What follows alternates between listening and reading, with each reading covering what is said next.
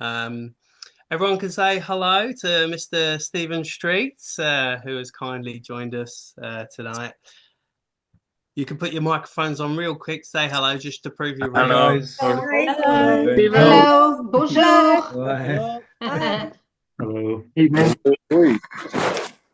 Excellent stuff. Hi, Come on, young. Stephen, thanks so much for joining us. Really, really do appreciate it. Absolute pleasure. And what I noticed actually when I was looking, it's what 40 years since your first production on an album for Stephen Duffy. Is that right? Yes, I think so. Around about then, yeah, I worked with Stephen Duffy quite soon after working with the Smiths, where I was kind of working as an engineer, then kind of got the co-production credit. So Stephen was the kind of one of the first artists that I kind of went off with independently as I left Island Records. Because when I first met the Smiths, I was working as an in-house engineer for Island Records, Yeah, and it was just a nice kind of steady progression to becoming freelance. excellent. Oh, it's great stuff. 40 years, of Yeah, production. it's a long. Don't remind me of the time, please. Still going strong. So we have our first question from Peter. If you want to unmute yourself and ask Stephen your question. Hi, Stephen. Great to meet you. Yeah, I'd like to ask, what was the most difficult album you've ever produced? Hi, Peter. Nice to meet you. And straight in with a difficult question. Um, well, most difficult. All albums throw up their challenges, I would say. Yeah. Every album has its own challenge. Some go very smoothly, I must admit. Some are more of I don't want to use battle, but it's a little bit more of a little bit more of a mountain to climb in some respects. The one that was most difficult, which actually never saw the light of day, was I was involved at one point making the first Primal Scream album, the very first one, before they become the Primal Scream that we know now. This is when they had a 12-string guitar on every single track, and they were very much like a kind of Birds kind of covers type band. And that was a struggle, that one. And that was one where I had to turn around to Alan McGee and say to him, I don't think this is working. And he said, no, no. And he said, it's not. And I said, no. I said, I think we're going to have to just say goodbye on this one, and we'll go our separate ways. And I mean, as we all know, a few years later, they did manage to kind of find their kind of finally break the charts, but it was a very, very different sound and a very different kind of makeup to the whole band. So perhaps they realized as well they weren't in the right place to make that record. That's great. Thanks. Pleasure. Nice to meet you. You too. So the most difficult one was the one that actually didn't get released. I guess that makes it difficult, doesn't it? Yeah. So Yeah, yeah. I mean, I guess so. To be honest with you, it's the only one that I got involved in, and this is not blowing my own trumpet, that where it was like, no, I'm sorry, guys, we're gonna have to walk away on this one. It's not happening. Most other things I've worked on, I've always managed to kind of find a way and kind of battle through and get things done because that's my job. I'm being employed by the artist to make a record, and that's one of the key things I always try and remember. Although the record company might have approached me first, and they're the ones that are paying out the initial money, at the end of the day, it's the band, the artist that's paying for that. I'm always very aware of that. So conscientiously, I never go over budget, and I always try and get things done on time, and I'll always try and find a solution if I can. was it right that you were close to kind of walking away from working with Baby Shambles with the first album? That was that quite difficult? Well, actually, well, going back to Peter's question, out of the Yeah. ones that I actually did do and finish, yes, that would be the most difficult one, but only because of Peter's addictions at the time. Mm. It was something I'd never dealt with before. Yeah. Um, everyone likes to think that, bands and the studio are getting out of it and getting wasted and so on, and they're not really. They're there to do a job. That's certainly the kind of environment I try and create on the records when I'm involved with them. And most people I dealt with were pretty reasonable.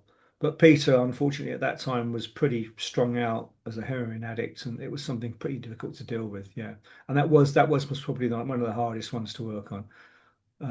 Yeah, that was a struggle, but we got there in the end, I think. Yeah, and all credit to you really on that one. And obviously, then you went on to work with him plenty Yeah. later on as well. So yeah, no, great stuff there. We have another question, and she's just come into the room. So, and she was in the room and she's gone out. So I'm wondering if she's got internet issues. But yeah, we'll come back to her. We've got Marike. Do you want to unmute yourself and ask Stephen your question? Hello, everyone, and especially Stephen. Hello from Belgium. Marike. I was wondering. I'm a writer myself, as not music, absolutely not. And I find it really hard to just read a book and relax because I do it for work. I start analyzing techniques that have been used and things like that. So I was wondering, as a producer of music, can you still fully enjoy listening to someone else's work without getting triggered by? It's a good question, and nice to meet you, Marieka. Is it that pronounce that Yeah, right? you can call me Mary. In Mary. England, I would be Mary. So It's it's a good question, and you're right. It's very hard to listen to one's own music and really enjoy it. The Mhm, only time I can really enjoy it is if I hear it when I'm not expecting to. Like say, if I'm in the car suddenly and one of my tracks comes on the radio, I don't actually play them by choice, and I mhm, also don't also play by choice at home to listen to a lot of what people would kind of regard me as producing the best, which is kind of guitar, alternative indie, mhm, Britpop, stroke, just alternative indie stuff. I listen to quite a lot of world music. I listen to a lot of reggae. I like a lot of soul music because I can put that on, and I'm not involved in normally mhm, mhm, producing that kind of music. I can just listen to it as a punter and really, really enjoy it. And there is a time, like when you're finishing a record and you're doing it yourself, at the time you're mixing it, you think, oh, this is one of the best things I've ever done. And then you go through a real dip and you hate it.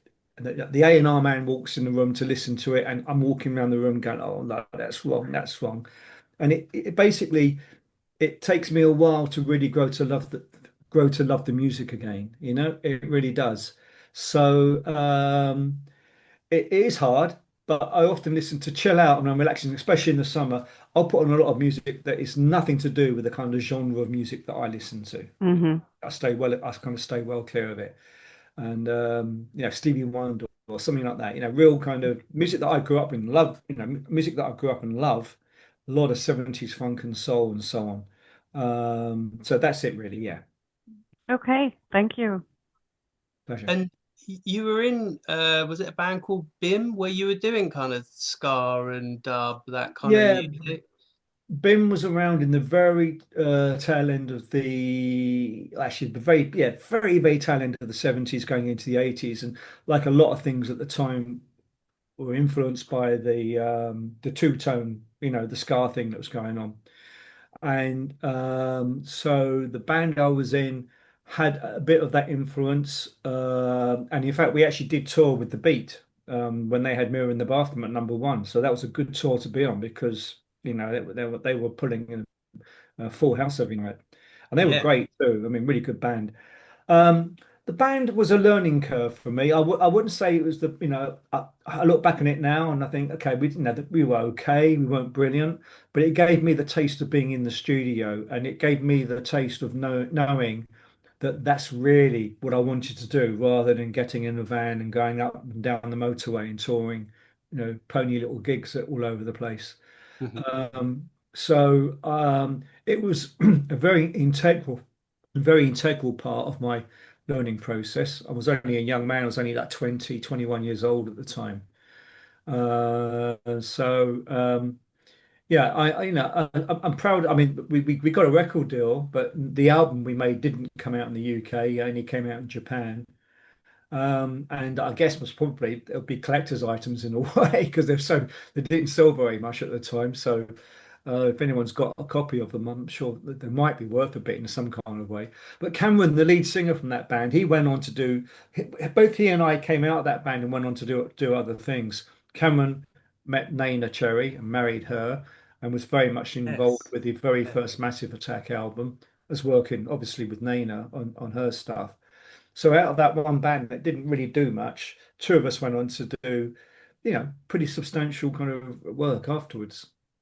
Yeah, that's right. Yeah, Cameron McVeigh, isn't he? Yeah, Yeah. that's right. Yeah. And then obviously, he married Naina Cherry. Naina Cherry ended up working with Damon with Gorillaz. So there's all, these kind of There's all these little, circles. Are you familiar with yeah, those Pete Frame family things? I don't know if you ever saw them yes. back in the day. You'll do this family tree of music and how it all interconnects. And I've always thought one day I'd like to try and sit down and do my own one and kind of work out, because you're right, so many things do link up along the way. Yes, the magic of music, eh? We've got a question here from Sonia. So Sonia, if you want to unmute yourself and ask your question, she's Oh, made it in. yeah. So I'm pronouncing from the phone because my laptop is not behaving. Hello. Hi, Stephen. Thank you very much for your time. Pleasure. Nice to meet you, Sonia. Nice to meet you too. So my question is there an album you have not worked on that you wish you had, maybe to make it better? So there are like elements that you like, but you think it could have been produced a bit better. Um, Good question. Um, I don't know. Remember, It's this is difficult. I mean, because the recorded. albums that I like are really like because I like the production on them. Perhaps some of the early REM records. I always liked REM along the way, and there are certain REM records I thought, perhaps that would have been nice to have been involved with them back then, and done something with them. Um, I'm not also. I mean, going up to date. I'm not particularly really happy with the production on the new Libertines album. I think it sounds. I mean, people kind of often say my records sound too slick for indie alternative, but to me that sounds a little bit. I know I would have left a few more rougher edges in there.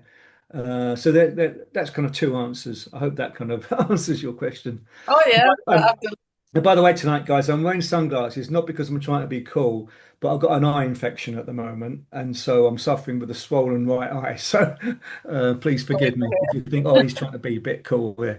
that's okay. I'm gonna have a Thank you glass of wine though, so I'm not that cool. Thank Always you very welcome. much. We got a question from Vincent next. Vince, have you joined us? Yes. Hey, Ian. Hey, guys. Hi, Hey, Vince. Stephen. Hey, from New York, mate. All right. It's boiling over here at the moment. Absolutely ridiculous. Oh, so what's my question?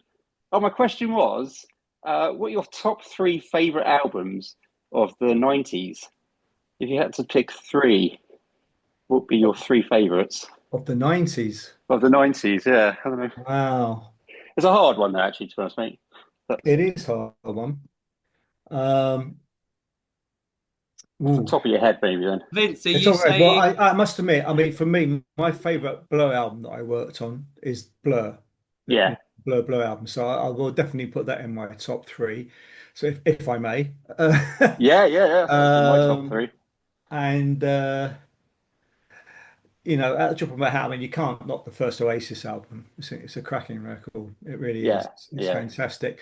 And then I think perhaps that the REM album, the one that had Losing My Religion, was that the beginning of the 90s? Was that just about getting I there? think it was, wasn't it? Yeah, was that? Yeah, 91. Yeah. Yeah. Automatic 94 for was Or was it it? automatic for the 94? Oh, people. right. Yeah. Oh, wait, Maybe maybe I'm it's wrong. I could be wrong. Sorry, I know the probably album. I right, can't mate. remember which year. Yeah. Yeah, I think perhaps that one. I mean, but honestly, Vince, you could ask me the same question. Oh, yeah. Oh, So many times over the years, people said to me, "Name me your top five albums of all it's up. time." And every time, there's a few that are always in there. Yeah, Individuals by Stevie yeah. Wonder is one that kind of Well, I was stands. glad that you got one of yours in, though, Stephen, to be honest, Yeah, well, I mate. thought I might as well. If I Blur's felt, my favourite. Well, yeah. It's in my top three, so yeah, fantastic. yeah. Yeah. Cheers, Stephen. All Thanks right, for that, no man. worries. Cheers. Thank you. excellent. Cheers, Vince. We have Dion with the next question. If you want to unmute yourself, Dion. Hello, lovely to meet you. Hi, Dion. I'm interested in your work with Stephen Duffy because I really like Stephen Duffy, so I'll check that Right. afterwards. My question is, you talked a little bit about this when you were talking about your experience with BIM and what have you, and then you kind of came out of that. What made you go into music production in the first place? What was it about that really just made you think this is where I want to direct my career? I was one of those kind of kids that when I bought the records, I kind of devoured every single word on the sleeve, you know? And I remember sitting there and kind of reading as a very, as a teenager and thinking, who's this Tony Visconti guy? He's working on some really, because I was a Bowie and Bolan, fan. I was, I was a real glam rock kid. And I was thinking, God, yeah, he's a guy that goes in the studio and makes these records that sound so cool. So I already knew about Tony, and I already knew that Tony was a musician, but stroke also an engineer. And then the great thing that happened around the time of the punk records and the post-punk records, there was this great string of producers that came along that were the young engineers of the time who could go in the studio with these young bands and actually make cool sounding records. So I'm thinking of like Martin Rushent, Martin Hannett, Steve Lillywhite, John Leckie, Chris Thomas, although he was a little bit older than those guys, but it was all these kind of engineer producers that I really thought that's great. And then they've learned how to use the recording desk in the studio.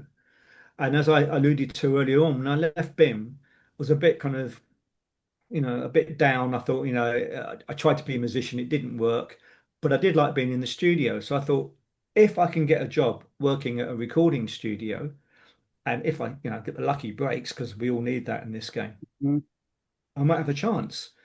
And I had a very lucky break because I met the Smiths. But I thought if I can learn to be a good recording engineer and combine it with the musical knowledge which I got, which is not great, but is enough to kind of fully, hopefully understand and appreciate the efforts being made by the musicians on the other side of the glass, then perhaps it will work.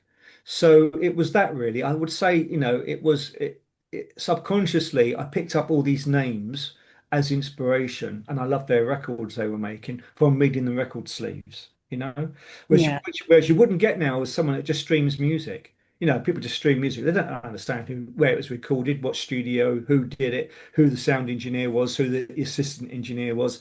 You see these names, and sometimes you see a guy that starts as an assistant and he ends up being a record producer down the line. And that was me, and that was it really. Oh, that's great. Thank you very much. Thank you. Pleasure. Thanks, Dion.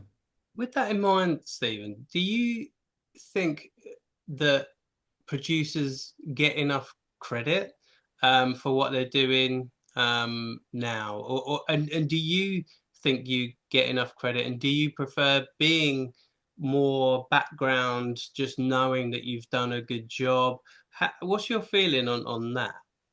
I would like to see credit given where it should be, as I alluded to with the streaming thing. I think Yeah. that when you're streaming something on your computer, as that track is playing, there should be like a little, the artwork and perhaps a little bit of credit, just a scrolling credit going on. Because let's face it, that's how most people consume their music these days.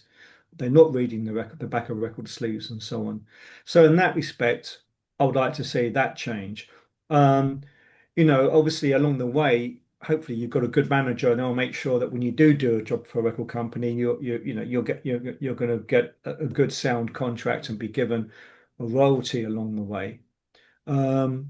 So that's the credit there, but that's a decision, a business made decision. And yes, important. Producers are important, but the most important thing in the whole package is the artist. That's the thing that makes them original. I like to think. I mean, I'm not. I mean, obviously, it depends. I mean, when you got, say, Phil Spector, for instance, Phil Spector, it was his sound. So here we would be putting in people and they would sing and sing on his records that he was producing, and it could chop and change a lot like the Motown stuff, and very much like Stock Aitken Waterman. You remember them back in the was it 90s, I guess, as well. Yeah. You know, those guys could just pull in different singers, get them to sing on the backing track. So then, but the producer is very important because they're putting together the backing track. My thing really was more to be a conduit to help the artists get that sound as they wanted out and onto, well, back onto tape back in those days and get it heard by the, out to the world. So I think it's important, but it's not the most important thing, no. Yeah. Okay. That's kind of the feeling I get with your music as well, is that you're not trying to be bigger than the artist. You're trying to just make them the best they can be and the best they sound, which is Yeah. really good. So we've got Mario. Do you want to unmute yourself? Hi, Mario from Brazil. Hi, Mario. Hi. What can I say about the difference in dealing with Blur while producing them throughout the years, like the chemistry, maybe the power struggle, dynamics? Well, the thing is about Blur, what struck me when I first heard them, I heard She's So High, and I thought it was a really cool record. Blur was the only time ever really in my career where I actually went and approached the artist. Mainly because, well, A, I liked the record, and B, my manager at the time was managing Jesus Jones, who were on the same label as Blur. So I knew I had like a simple way of making contact with the label that signed them. And one of the things that really impressed me, and one of the things that when I actually did finally get in the studio with them, and this is the same for all the best bands, there's got to be a natural balance of characters and strengths within the band. And the thing that makes a band sound like a band is that they're all very important. So it was very obvious to me when I first met Blur that Damon is like headstrong and he's got a very, very kind of strong driving character. But if I focused on purely just him alone at that time, the records I made with Blur would not sound like they sounded. And I knew it was a bit like working with the Smiths. You know, Morrissey, all the press wanted to know about was Morrissey, Morrissey, Morrissey, Morrissey. And he is, he's a very strong character. But everyone that works with the band knew and appreciated that Johnny was very important. And so was Andy too. And this is the same thing I picked up when I worked with Blur. Damon, like, my God, the guy's so driven, he's so talented. But how about the guitar player? And how about the bass player? And Dave is solid, he's a great drummer.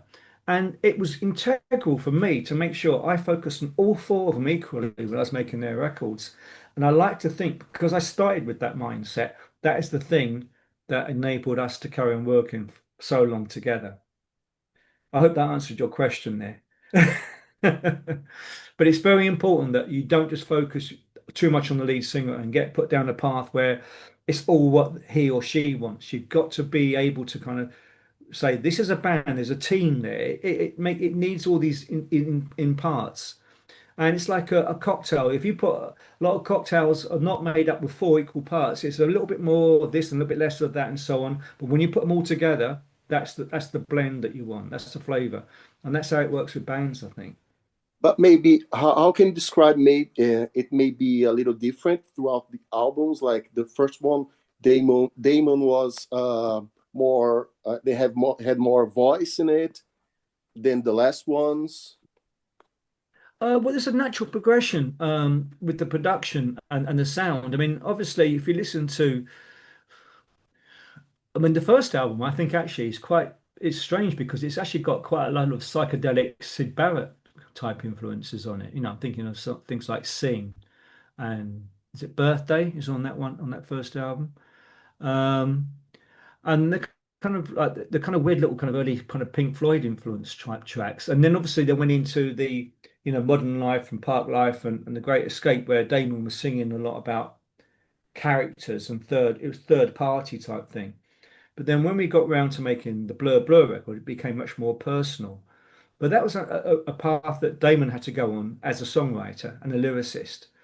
And of course, the band bended to his will, and so did I in that respect. So, as I tried to kind of say earlier, I think the thing is that when you're producing a record, is not to get in the way; it's to try and just help things along. And if the artist you're working with and you really believe in is trying to go somewhere different as because they need to, because just to kind of inform their soul, as it were, and be happy as an artist, then you've got to kind of go on that trip with them. So it's not a subconscious thing that one does. It's well, it is kind of subconscious, I guess. It's not too deliberate, is what I'm trying to say.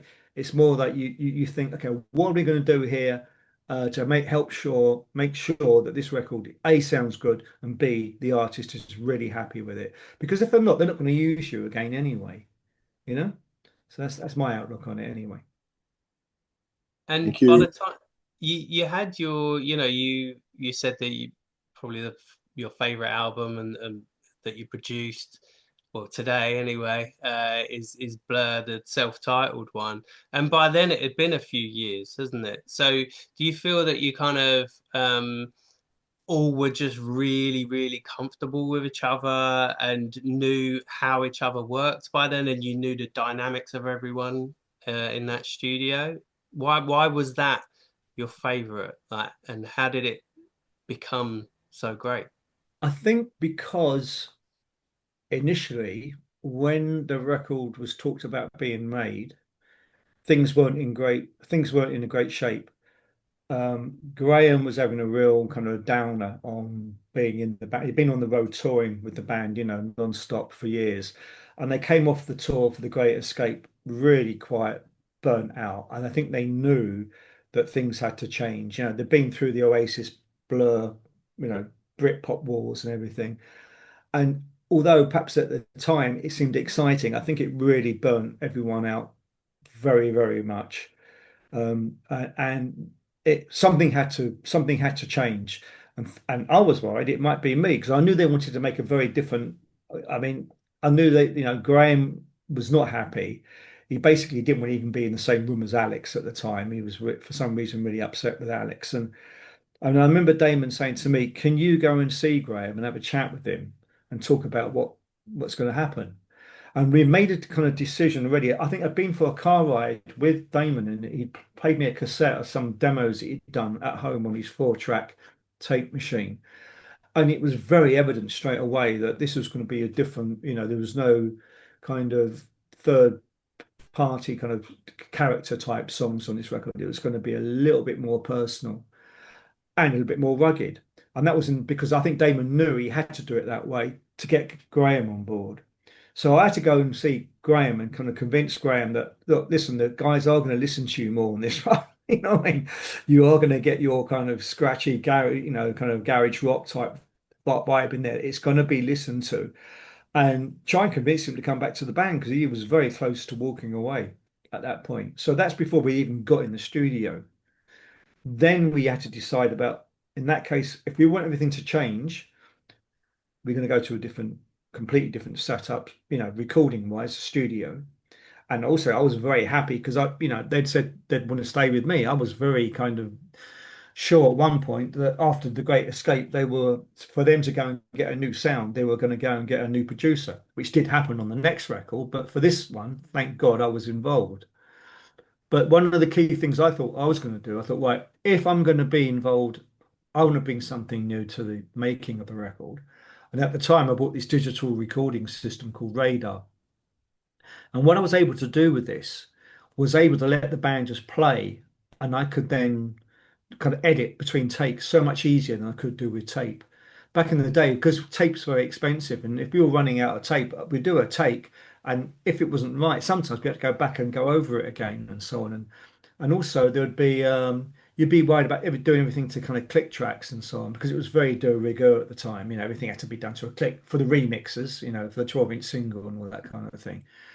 And everyone was getting a bit tired of that. So it was more a case of let's kind of let loose a little bit. And so I got this new digital recording system.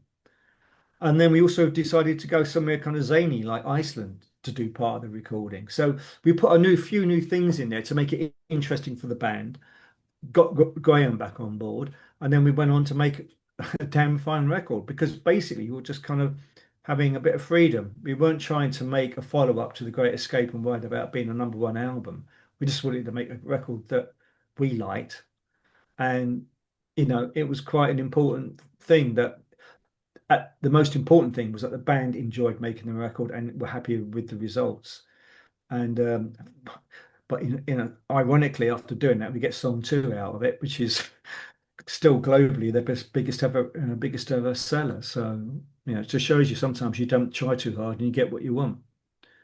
Absolutely. And based on what you just said there, thank you so much for going and talking to Graham, because, well, we don't know what may or may not have happened. So thank you for that. And thank you for producing an amazing, amazing album that we all absolutely love. Yes, so we have another question here from Irina. Yeah, hi. Hi, Irina. Hi from Germany. Thanks for being with us tonight, Stephen, and thanks for taking the time. I was wondering, seeing that you have, well, done a number of Blur records, if you could maybe share a specific story of a point where you and the band were of very different opinions and where either you flat out rejected their idea or substantially changed it, or maybe they put their foot down and you did it and it turned out great. Do you know, Irina, I'm really happy to say that was never really ever a major disappointment between us, Wow. or argument, I should say. And I mean, what I would say is that after I did the first record, I mean, I did There's No Other Way. That was my very first session with them. And then when I went away then to do a record with Psychedelic Furs, and I came back 2 months later, and There's No Other Way is shooting up the chart. And the record company is saying to me, you've got to go back in the studio and make another record. And that was very much like, we've got to make a record. And it's got to sound a little bit like There's No Other Way. And that's why we made Bang, which I think is a bit of a disappointing track. And so what happened was I got involved with finishing off about a third, I think, of that first album. But after making that record, they weren't particularly happy with what, although I'd done There's No Other Way and made, it was a big hit. They weren't particularly that happy with the other tracks, I think, that I'd worked on with them on that record. So they went off to try and work with someone else. So that was probably the point where we kind of digressed the most. But then once they came back to me and asked me to work with them on Modern Life is Rubbish, we just realized we just had kind of, it was just a good natural team. We just hit the ground running and just kind of picked up, and it flowed from there. And sometimes there would be arguments, but only because there was arguments going on within the band sometimes. And then it's up to me to say to someone, listen, today you're being a complete dick. Just be quiet. You know what I mean? Be quiet. It's like, it's in the heat of the moment, you might say something that really you regret, but you've got to say it to kind of say, right, this look, you're being out, you're being awkward. Let's just go away for a little bit and let the rest of us crack on and do the work. And that's probably what I'm thinking of here would have been Graham from time to time, because it's well documented. Graham was going through, a bit of a drinking problem, and sometimes, he could be a little bit of a handful. But I love the guy dearly. I mean, I've got so much time for Graham. In fact, Graham's the person I've made the most records with out of anyone in my career, Wow. because there's the Blur records, there's the Coxon solo records, and then I had him play on Pete Doherty's solo record as well. So I've worked with Graham on so much, I wouldn't have a word said against him. But he would admit, I mean, there were times when, he had demons in his cupboard, and he was difficult to work with. Having said that, you always had someone like Alex, who's probably the most loveliest person you will ever meet in the recording industry, which was useful because Alex is such a calming influence on everyone. And I think the world of all of them, but I'm particularly close to Alex as well. I think he's a lovely guy. Thank you. Will you be going to the big festival this year? I am this year for the first time in ages. Yeah, I'm going to I'll be DJ going. a little bit I for might see Alex. you around. Yeah, Yeah. Well, that'd be yeah. good because you've is it Pigeon Detectives are playing, and you produced them, didn't you? I did the second album. Yeah, yeah. Yeah. Yeah, so that'd be good. Yeah, to see you around. Hopefully Dave comes again, and then, well, Phil Daniels is going in the end. Then you got the Britpop classical thing Yeah. that's going to happen on a Sunday, so it's very exciting stuff. Looking forward to that. Going back to what you say there with Graham, do you tend to form a lot of really good friendships with people that you produce in the studio? And is it because of that kind of intense atmosphere, or because of a certain character or someone? it's rare that you form a really strong bond with someone in the studio. Obviously, your relationship while you're making the record is quite intense and you're really kind of side by side. But once you've done that, they're off on tour. I'm off on the next record working with someone else. And so you don't really kind of get to see them as much, you're not real mates as such. Although I would say it's probably out of the all the bands that I've worked with over the my whole career, the guys in Blur, I must probably the closest I ever got to anyone. I'd always felt like a bit of an older brother to them, I always felt kind of quite connected. There were a lot of, and it never was never that awkward. I always remember there was a time, between Parklife and The Great Escape, I used to go and play football with Damon, Regent's Park, and we'd hang out and have a beer and play footy together, and it was quite a nice natural thing. Andy Ross, God bless his soul, was there too. Um, and it was quite a nice, there was a kind of a kinship and a friendship then. I did feel very close to them. Um, but that's no longer the case now. I mean, Damon's so, he's so busy. He's a man around the world doing lots of different things. And I bump into him from time to time. But we haven't got the friendship that we had back in the day, I would say, back in the 90s. Yeah, you're a big QPR fan playing football. Yeah, you and he's played in Chelsea, the so, he's scum. yeah, and you played in the Soccer Sixes as well, right? I used to, yeah, Yeah. yeah. No, I'm joking, about that, what I just said there. No, Dave, I've No, got, that it's just football banter. But no, I've got a lot of time for that. I've got a lot of time for all of them. As I say, they're the boys I felt closest to over the years. I certainly felt closer to them than I did with the Smiths. And I got very close to Morrissey at one time, obviously doing the solo stuff. But they're all from Manchester. So culturally, it was a bit of a north-south divide thing. Um, and again, they were too busy. I'd be in the studio with the guys and make a record, and then bang, they're out and they're touring again, and they kind of forget about you because you're off on the next record. And as I say, they're touring, and that kind of wipes everyone's minds out. So you don't go into this game to make friends. You go into it to just hopefully make the best record sheet you can. Yeah, yeah, I totally understand it. It's a job at the end of the day, and people have their own lives and their own directions, and yeah, you Absolutely. just got to be good at your job, which thankfully you are. Someone just joined in the room now. I wanted to ask, so you contacted Blur, much like you contacted Kaiser Chiefs when they I first didn't. started. No, I didn't see. That's a Is that fallacy. no? That's a All right. fallacy. They contacted me. And was it because you produced Blur and they were, they were fans? Yeah, well, I produced the Ordinary Boys, Yeah. and the Kaiser Chiefs were big fans of Blur stuff. There's no doubt about it. But there was also another record that I produced that they really liked. I can't remember. I remember Nick telling me about this. But the main reason why that the Kaiser Chiefs thing happened was I produced the Ordinary Boys' first two albums. The Kaiser Chiefs were supporting Ordinary Boys on the second album tour. And I'd gone along to the gig, and I was a bit too late to see the Kaiser Chiefs, but I was backstage afterwards chatting with the Ordinary Boys.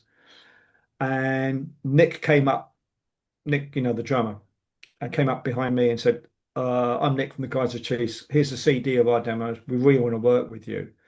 I went, oh, okay. And I put it in my pocket. And then the next day, I got a phone call from Be Unique, which was a label that the Ordinary Boys are on.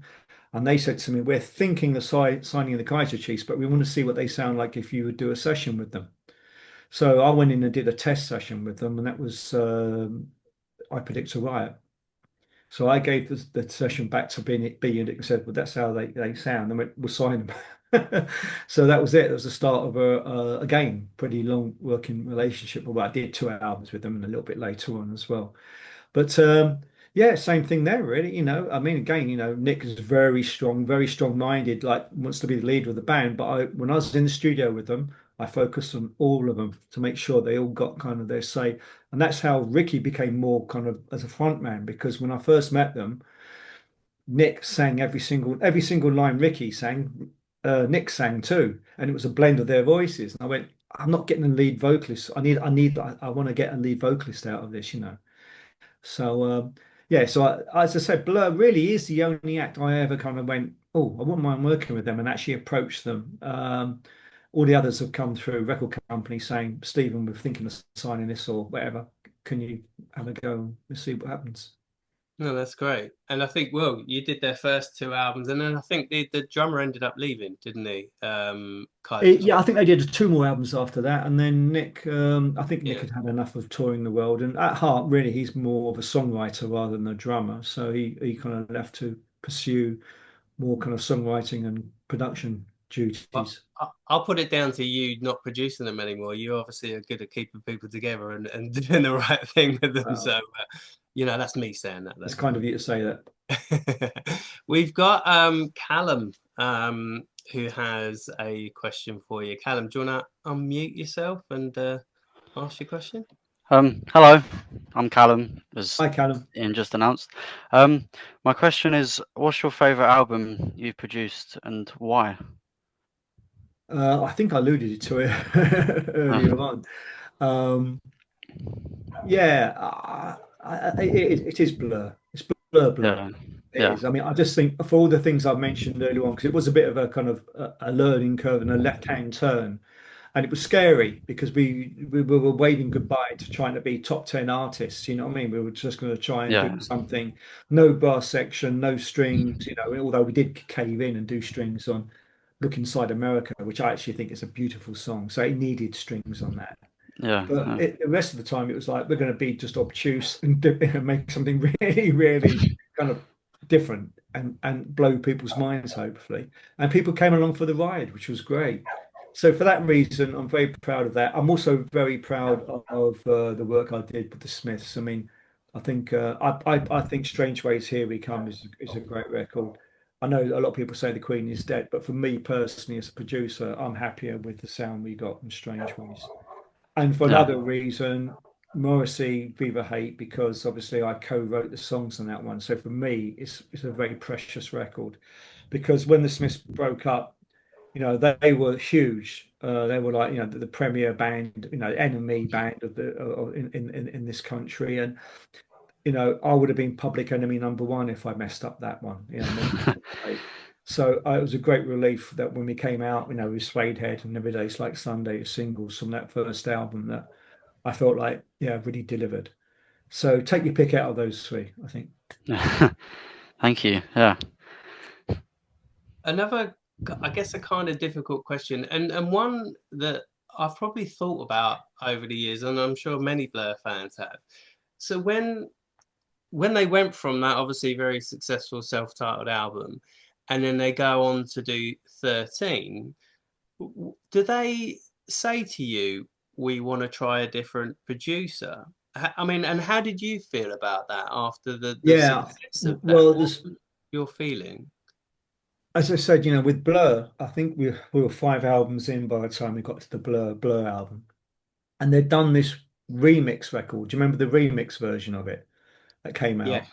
And yeah. I thought, oh, 'cause this is the first time that any of the work that I'd made with them had been put through that process, and I kind of thought, is this the band kind of reaching out to see what they can do elsewhere? And one of the mixes on that was a William Orbit mix, and it was one of the better mixes I remember at the time. And I went down to see Blur play in Brighton on the Blur tour, and we were backstage or at the after show later on. I think we were in a club somewhere in Brighton, and Damon came up to me and said, and we're just chatting, and he said, "I think I'd just like to let you know that we're going to move on and use someone else on the next record." And I was like, "Yeah, Damon, I understand. I totally understand. We've had a good run, and fully appreciate it." But deep inside, I was heartbroken, and I remember getting in the car and going back home that night. I wasn't driving, by the way, and being really, really kind of quite down about it because I thought it is over. That's it. It's this is when I say goodbye to the band and they go off and do different things. As we know later on, I got involved again for the Magic Wet, but it was a long break, 1996, I think it was when I worked on Blur Blur. So, it was hard, I was kind of upset, but you got to accept it, bands do move on, and I've got to be grateful that I've actually managed to have quite a long working relationship with quite a few of the acts that I've worked with. So I can't complain. Yeah, no, it's interesting that. Um, yeah, because it must.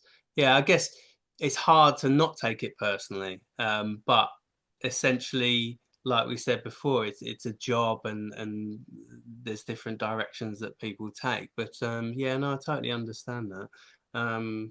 Yeah, so we have a question here from Dan, who is the daemon in our pop scene um, tribute band. So come on, Dan, Damon.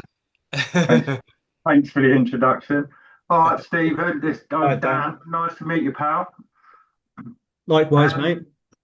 Sorry for the random question because it was a bit of a late one, and I'm sorry I had to try and think some bit out the box. But I was really interested to know, like, were there any B-sides or what became B-sides recorded during the Great Escape sessions or any other album session that really surprised you that didn't make it onto the final LP? And was you ever on any Blur album kind of involved, opinion considered for final track listings that became the final product?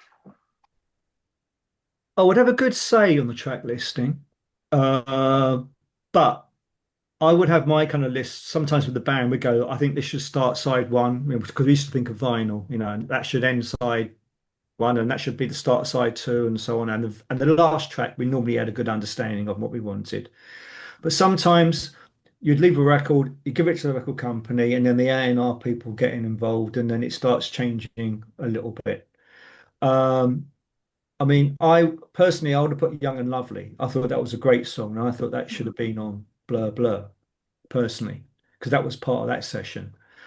But fortunately, as you know, with all these box sets and things, and deluxe versions of the albums, everything that we have recorded is out there now and being heard.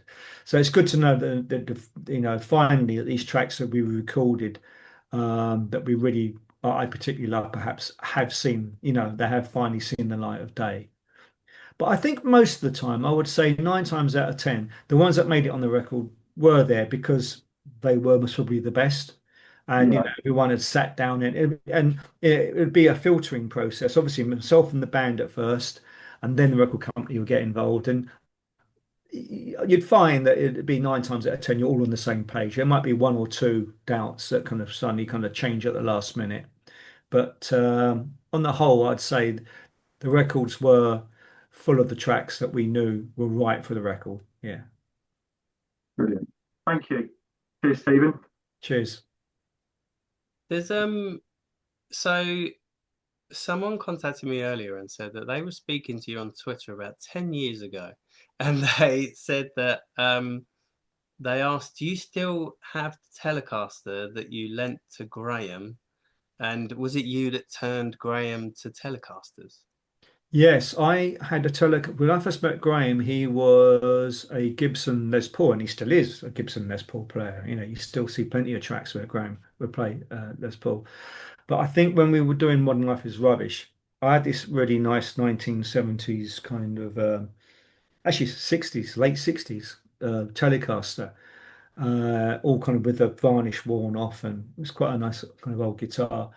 And I kind of gave it to him. I said, "Yeah, I'll go on that," and it made him play in a certain way, very differently to how the he would work with the Les Paul. And I think it did. It changed. It gave him a different. I think I'm pretty certain that Telecaster I put in his hands was the first time he played the Telecaster. He might have had a Strat before, Stratocaster, and perhaps a Jaguar or something like that. I'm not sure. Um, but certainly when I first met him, everything he was doing, most of the stuff he was doing was on the Gibson. And you can't do everything on the Gibson Les Paul. You have to kind of, especially with the kind of rhythm playing that Graham likes to do, it's good to kind of have something that's a little kind of cutting, I think, and not quite so sustained. So yeah, I think it's true, but I guess Graham would be the only one who could really say for sure that that is true. But as far as I can remember, it was my Telecaster that I gave him that he started using, and I think that's, you see him sometimes playing. I think in some of the little bits of studio footage that have been kind of put out there of us in the studio. Well, we'll have to ask him then, but you'll have to give him a nudge to say that you really enjoyed this chat, and that he should do the same with us as well. We've had, You're trying to get that set up then, yeah? well, yeah. I mean, it. I've kind of randomly said it to him. He's a hard man to tie down. He is a hard man to tie down. Yeah, I said that. Oh, we've spoken to Dave at that point, and then he was, "Oh, Dave talks to everyone." So we, yeah. So it's, but we've spoken to Alex as well. That was a really good chat. I sent you the links. Did you? Yeah, I did see it. I saw the Alex one. Yeah. Yeah. Well, Yeah. Alex is such a giving character. He really is. He's such a lovely guy. We only got 6 questions in with him because he said so much. I mean, which was brilliant because we love it when, people could just I don't know, keep going with it, and then they go off on a whim, they go another direction. It was the same with Dave Balfour as well. We were there 2 hours with him because he digressed quite a lot, but it's fun. It's fantastic to be able to get that.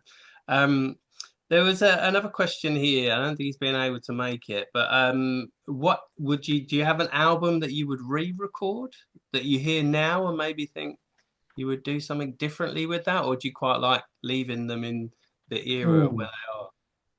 God. Want to completely re-record. I don't know, really. Don't know. I mean, you're never totally happy with any of the records you finish. It's always like, I wish I'd done this. I wish that bass drum had been mixed a bit louder or a bit quieter or whatever. You could go on forever, twiddling and changing things. I don't think anything's ever been done where I thought, oh, God, I wish I could completely re-record it. Actually, perhaps Meat is Murder, because it's a great record, but I was still learning my game then as an engineer.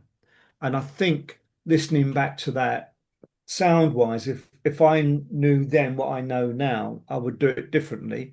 But then again, that might mess it up because it's a record of its time, you know what I mean? Yeah. So, I think Meat is Murder. Sometimes I listen to it and go, oh, I could have done a bit better. But that I was only working to the best of my knowledge then because I was a young, engineer and I hadn't really kind of grasped some of the finer points of sound engineering. But it is what it is, and some people love it. Absolutely, yeah. Like you say, it's the sound of the time, and maybe it was what our ears maybe wanted back at that time, and Yeah. So I guess yeah, leave them as they are.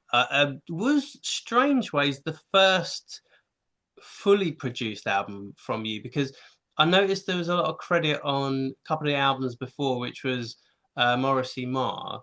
Were Yeah, you? so basically what happened was for Meat is Murder, it was produced by the Smiths. But when I'm the only person in the studio with the band, which I was, because Morrissey didn't like having many people in the studio, you're ultimately as an engineer, and it's just you and them in the studio, and they are younger than you. I mean, I was young, but Johnny, I think, was like 21, I think, when we made that, Meet His Murder. You're making kind of producer type decisions about the sound and so on and so forth. So when we got to The Queen is Dead, they said that's produced by Morrissey and Marr, but they gave me a production point, royalty. So they appreciated what I was bringing to the to the making of it. And then when we got into Strange Ways, they said, like, this is a Morrissey, Marr and Street production. So it was just a nice logical kind of progression up the ladder, and that was it really. It was just a kind of just a natural kind of progression. Yeah, no, that's brilliant, and sounds like you more than fully deserved it. So Faye asks, but she couldn't make it tonight. But she said that Morrissey, so obviously it's on point. But Morrissey described you as shy, receptive, and three thoughts ahead of the next decision. How would you describe him? It's a cheeky question, Faye. Yeah, no, extremely talented. I mean, there was no one else like him. When I first met Morrissey, I was just in awe of the guy. I mean, there was no one. There was no. I mean, the lyrics, the way he sang everything, it was just. I knew it was very special. But as I alluded to earlier, the band was special. As soon as they got in the room and started playing, I just thought, wow. But then, the band would do the backing track, and then Morrissey would come in and do his thing, and then it goes to the next level. It really does. Super talented. He's an enigma. That's how I would describe him. Sometimes a very frustrating one, but one I have, it's kind of, again, it's been documented that along the way, we're falling out over business things and blah, blah, blah. But ultimately, I am so glad that I met him, because he's one of the most important people, I think, in music culture in the last century, and I don't say that lightly. And God bless him, he's out there touring still and sounding great with the band that he's put behind him. They do sound good. So I've got a lot of respect for him. I wish sometimes he'd give a little bit of respect back to other people. There's been too many people that I think he's treated badly along the way, but that is just. That's a lot. That's each one has got their own story to tell, I guess, and it's not for me to sit here and start, talking about those. But no, I've got a lot of love and respect for him. I think the guy is super talented, and I look back on the records I made with him back then in the '80s with a lot of affection. Yeah, absolutely. And with all these reunions, I think that's one we might not be getting. Is a Smiths reunion? Do you think? No matter how much money No they way it's going to offer. happen. No way. I No. think I said that a long time ago, but after that court case, it was very doubtful. And with Andy's passing, I can't see that happening at all. Yeah, he was a brilliant bassist, wasn't he? Because you're a Integral. bassist as well, aren't you? Yeah, I'm a bass player, and it goes without saying, we were making Strange Ways. We were making Suede Head, on the Morrissey first record. I was thinking, I wrote that around a bass line, and the bass line that I put together was just trying to be as Andy Rourke as possible. It was like a kind of, well, actually, it was a mix between Andy Rourke and the Echo and the Bunnyman kind of bass player. I was a very big fan of his. Les Patterson. Les Patterson. I was a very big fan of his as well, because the melodies they played on the bass were sometimes counter melody. It's very important to Morrissey, actually, where he pitches himself. It's not always actually within the chord. It's more to do with where the bass line goes. And so I noticed that. And yeah, I was kind of subconsciously, I think, kind of thinking, what would Andy play, on something like that when we did Suede Head anyway. And Bit like an homage to him. And yeah. what are your memories of Dolores? Obviously, you did a lot of work with the Cranberries, and we miss her dearly as well. And what were your kind of really good thoughts and memories of her? Well, I mean, again, when I first met them, they were so green. Island Records signed them and kind of got me in for a meeting, and they kind of sat at this opposite this A&R man, and he gave me a cassette and played it to me when I first met him and said, "This is a band we're thinking of signing." And I thought they were really good, sounded great, very much like kind of a mixture between the Sundays and the Cocteau Twins, kind of, this kind of indie guitar with an interesting, beautiful female vocal on it. And I went, yeah, can I go and see them play live? And he went, yeah, but they're playing the Marquee in a couple of weeks' time. And this is where Blur, the Cranberries link up a bit in the story. So I go along to see the Cranberries play live, and they weren't very good, actually. They were very green. Dolores was so shy, she faced side stage rather than sang out to the audience. And they had the stage presence of hanging wallpaper. It was shocking. It was really not very good at all. But I really liked the demos I'd heard, so I was like very sure that I would want to go ahead with them, and I did. And again, there was a very long working relationship. But this is one of the stories where Blur and the Cranberries link up. So that night, I'm watching the Cranberries, and Graham's in the audience, and I see Graham, and this is post leisure, and them trying to make Modern Life is Rubbish. And I see Graham, and Graham's really down and really like not happy. And I said, Graham, how are you? Oh, it's not going great, but we're in the studio, but it's all kind of muttering away. It wasn't very good. And I kind of put my arm around him and said, Graham, you're one of the best guitar players I've worked with, since Johnny Marr, if not the best. You're got the band's too good. You're going to make a good record. Don't worry, mate. And he must have gone back and saw Damon, because 2 days later I get a phone call from Damon saying, can we get together and have a chat? And that was me getting back on board for making Modern Life is Rubbish, because they'd already started it with Andy Partridge and was it Steve Powell, I think, was the other guy involved. And that was it. So perhaps if I hadn't gone to the Cranberries gig and hadn't bumped into Graham, I might not have been back on board for Modern Life is Rubbish, and it could have been a completely different story. Yeah, isn't it again amazing, like that kind of tree that you were talking Yeah, about? like trains passing, train doors or whatever they call it. It's one of those things. All these amazing things. Wow, that's fantastic. So, can I ask you, do you have a favorite Blur song? Because we're coming to the end of this now. Um, God, there's so many ones I'm very proud of, but I was very proud of Beetlebum when we did that.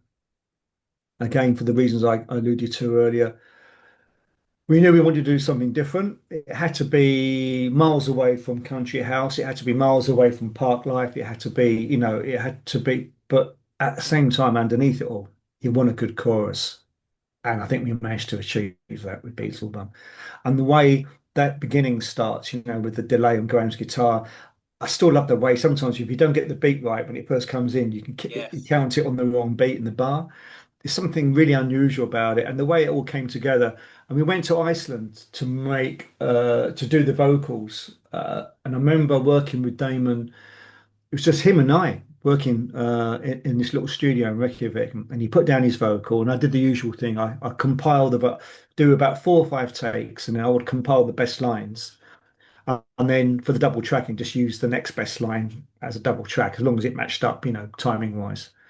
Yeah. And I remember doing all the vocals with him, and he put down some harmonies, and we stopped that night, went out for a drink, and I came back in the next morning and I put up the faders and played it, and I was just like, oh my God. And I remember kind of crying slightly because it was just like, fuck, man, we made a good record here. This is really special. It really hit me, it was like, and I still wasn't sure whether people would love it. That big long run out with at the end with the guitar and it just spiraling off and off and off.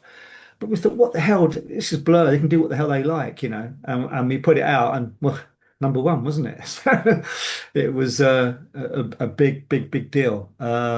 So that really stands out for me. Yeah, I think that one. Did you go to Wembley? Did you see I did. them? I went the second night. Yeah. Yeah. I think that was one of my favorite ever Beetlebum performances. Like live at Wembley there. And live it's another beast as well. That outro just becomes just huge and big. Yeah. And I guess, they kind of set themselves up to be able to do that live as well. That's So right. yeah. I always remember we were doing the outro on it, and Alex is putting his bass down. And as you know, Alex is a very fluid bass player. He likes to kind of, and I went to him, Alex, on this outro bit, can you just go dum dum dum, just at one part, because he was doing all this kind of, and I said, there's one little bit, if you listen to the track, at one point it goes really simple. It just has this kind of lurching kind of. And I said, I want the space in the bass line. I want it to have a bit more gap so that there's this, because you had that down, the guitar line on top. And I said, if you're too fluid under that, it's going to fight with it. Let's just kind of get it to lurch a little bit and have a bit more space in it. And there's one little bit, and I always remember every time we were doing it, every time he would look at me across the room when we were working on it, and that bit came in, we kind of go a little wink and kind of a little nod and go, it always feels so good when it does that. It's kind of halfway through the run out. It just kind of, you play something really simple. Yeah.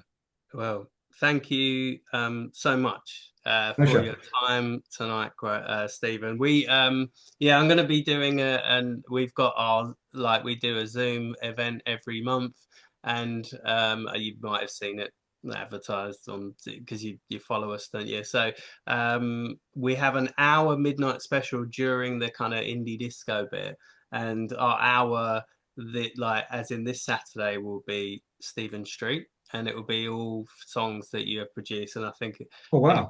it will end with Beetle Bomb based on that. So thank All right. you. All And right thank then, you so much for your time. Really do appreciate it. We've been waiting. Well, Pleasure. I've been waiting for this for a long time, and to be able to talk to you, and you've been amazing. Thank you so much. And yes, everyone can say goodbye. They're still there. They're Thanks for still... tuning in, Thanks, guys. Nice Stephen. to meet you all. Brilliant.